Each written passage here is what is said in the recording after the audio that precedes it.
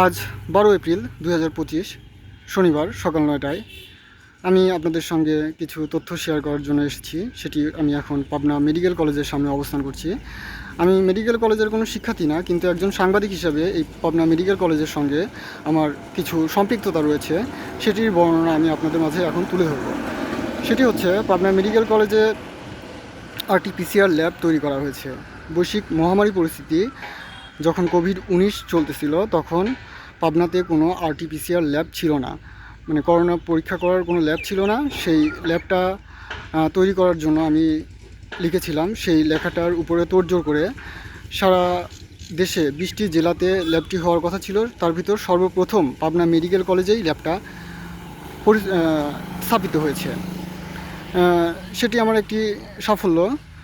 এছাড়াও আমি Pabna medical college নিয়ে আরও একটি লেখা লিখেছিলাম। সেটি হচ্ছে, পাবনা মেডিকেল কলেজের নাম বদলে দিয়ে শহীদ শেখ ফজলে রাব্বির নামে এই কলেজটি নামকরণ করার কথা লিখেছিলাম।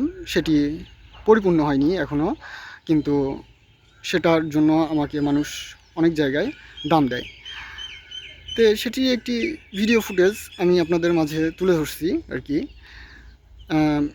আপনি এখন মেডিকেল কলেজের একটু ভেতরটা আপনাদের ঘুরে দেখাবো। এটা আমাদের পাবনা মেডিকেল কলেজ।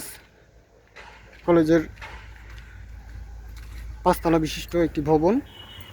এই সাইডে ছাত্রী হোস্টেল এবং মেডিকেল কলেজের শহীদ মিনারটি অবস্থিত। So Tanvir Islam works as a journalist for the Daily Shearbiz, district correspondent Pabna.